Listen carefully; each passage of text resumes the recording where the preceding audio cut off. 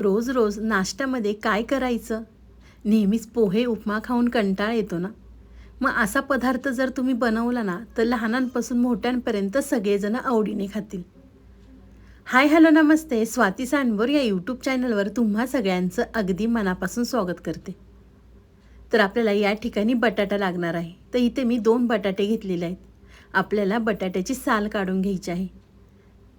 तर तुम्हाला किती जणांसाठी बनवायचं आहे त्यानुसार तुम्ही बटाटे कमी अधिक करू शकता.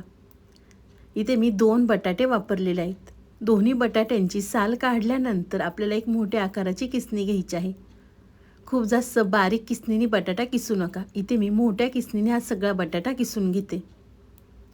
तोपर्यंत तुम्ही माझा व्हिडिओ इथपर्यंत पाहिलाच आहे आणि व्हिडिओला लाईक केलं नसेल ना तर प्लीज एक लाईक नक्कीच करा. तुम्हाला मी बटाट्याचा किस दाखवते. खूप जास्त बारीक नाही आहे, थोडासा जाडसर आहे.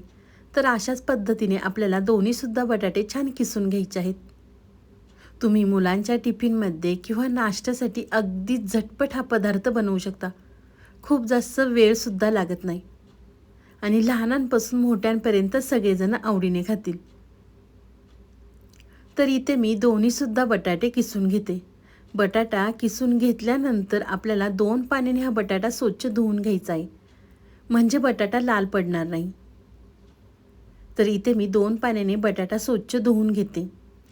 बटाटा धुतल्यानंतर बटाट्यामध्ये आपल्याला पाणी घालायचं आहे आणि बटाट्याचं एका साईडला ठेवून द्यायचं आहे.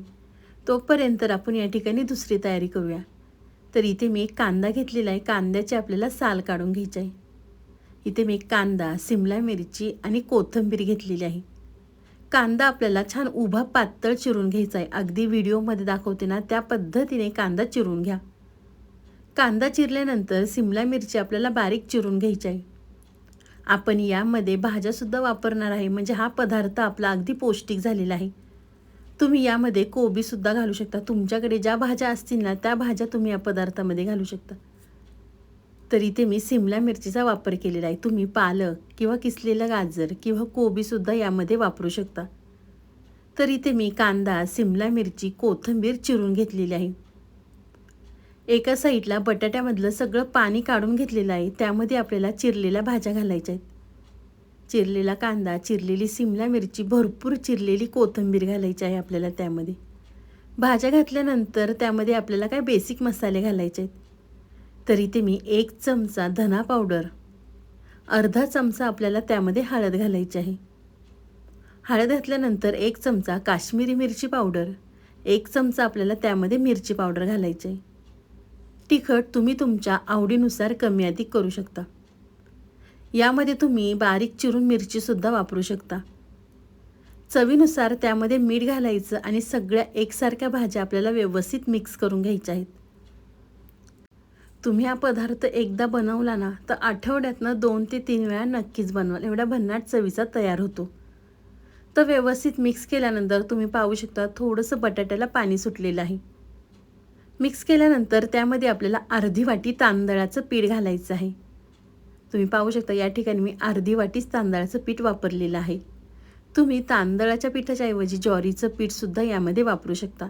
ज्वारीचं पीठ किंवा बेसन पीठसुद्धा यामध्ये तुम्ही वापरू शकता. तुमच्याकडे जे पीठ अवेलेबल असेल ते तुम्ही यामध्ये वापरू शकता. तांदळाचं पीठ घातल्यानंतर आपल्याला छान एकसारखं मळून घ्यायचं आहे. अगदी व्हिडिओमध्ये दाखवते ना त्या पद्धतीने करून घ्या. एकसारखं पीठ मळून घेतल्यानंतर हाताला आपल्याला तेल लावून घ्यायचं आहे. तेल लावल्यानंतर आपल्याला त्यामधला छोटासा गोळा घ्यायचा आहे आणि छान त्याचे आपल्याला कटलेट तयार करून घ्यायचे आहेत. छान एकसारखे पातळ आपल्याला याचे कटलेट तयार करायचे आहेत, कारण यामध्ये आपण कच्चा बटाटा, कच्ची सिमला मिरची वापरलेली आहे. त्यामुळे छान आपल्याला पातळ एकसारखे कटलेट तयार करून घ्यायचे आहे. तुम्ही मुलांना टिफिनला सुद्धा अगदी झटपट हा पदार्थ बनवून देऊ शकता. अगदी लहान मुलंसुद्धा आवडीने खातील. तर अशाच पद्धतीने इथे मी सगळे कटलेट तयार करून घेते. तोपर्यंत अजूनसुद्धा तुम्ही आपल्या चॅनलला सबस्क्राईब केलं नसेल ना तर प्लीज एक सबस्क्राईब नक्कीच करा. साईडचं बेल आयकॉनसुद्धा प्रेस करा, म्हणजे तुम्हाला माझे नवीन नवीन व्हिडिओ पाहायला मिळतील. तर इथे मी तुम्हाला 2 कटलेट छान एकसारखे करून दाखवलेले आहेत. यामध्ये आपण बटाटा वापरला आहे ना, त्यामुळे अगदी घरातले सगळेजण आवडीने खातील. बटाटा तर सगळ्यांचाच आवडतीचा असतो, अगदी लहानांपासून मोठ्यांपर्यंत. आणि तुमच्या घरातली लहान मुलं कोणत्या भाज्या खात नसतील ना, तर त्या भाज्या तुम्ही यामध्ये वापरू शकता. त्यांना समजणारसुद्धा नाही की यामध्ये आपण कोणत्या भाज्या वापरलेल्या आहेत. तर तुम्ही या ठिकाणी पाहू शकता एकसारखे कटलेट मी तयार करून घेतलेले आहेत. कटलेट तयार झाल्यानंतर एका साईडला पॅन गरम करून घेतलेला आहे. त्यामध्ये आपल्याला 2 चमचे तेल घालायचं आहे.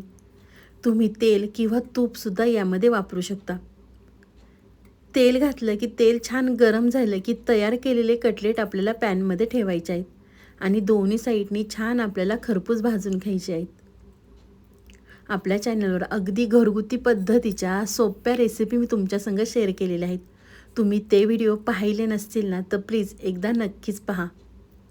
तयार केलेले कटलेट पॅनमध्ये ठेवल्यानंतर आपल्याला 2 ते 3 मिनटं एक साईड छान खरपूस आपल्याला भाजून घ्यायची आहे.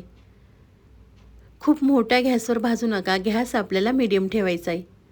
तर तुम्ही पाहू शकता एक साईड छान क्रिस्पी भाजलेली आहे. बारीक गॅसवर भाजले ना छान आतपर्यंत शिजले जातात, कारण यामध्ये आपण कच्चा बटाटा, कच्चा सिमला मिरची वापरलेली आहे. त्यामुळे आपल्याला बारीक गॅसवर छान एक कटलेट भाजून घ्यायचे आहेत. एक साईड भाजल्यानंतर तुम्ही पाहू शकता दुसऱ्या साईडने सुद्धा छान खरपूस असे मी भाजून घेतलेले आहेत. दिसायला सुद्धा किती छान दिसतं ते. ताटामध्ये किंवा टिफिनमध्ये शिल्लकसुद्धा राहणार नाही, एवढे मस्त चवीचे कटलेट तयार होतात. तर एका साईडला काढून घेते आणि अशाच पद्धतीने बाकीचे सुद्धा कटलेट छान दोन्ही साईडने मी भाजून घेते. अगदी कमी तेलात आपली ही रेसिपी तयार होते, खूप जास्त तेलसुद्धा लागत नाही. तर पाहू शकता मस्त आपले हे बटाट्याचे कटलेट तयार झालेले आहेत. अगदी लहानांपासून मोठ्यांपर्यंत सगळेजण आवडीने खातील. तुम्ही टोमॅटो केचप संग किंवा मेयोनीज संगसुद्धा खाऊ शकता किंवा तसेसुद्धा कटलेट हे खायला खरंच अगदी छान लागतात. तुम्हाला मी एक कटलेट तोडूनसुद्धा दाखवते. पाहू शकता छान आतपर्यंत शिजलेले आहेत. तर मस्त आपले बटाट्याचे कटलेट तयार झालेले आहेत. तुम्हाला ही माझी आजची रेसिपी कशी वाटली ती मला नक्की कमेंट करून कळवा. व्हिडिओ आवडला तर व्हिडिओला लाईक, कमेंट, सबस्क्राईब करायला विसरू नका. तुम्ही माझा व्हिडिओ कोणत्या शहरातनं पाहता ते सुद्धा मला कमेंट करून नक्कीच कळवा, म्हणजे मला तुमचे आभार मानता येईल. तर चला पुन्हा भेटूया, तोपर्यंत बाय.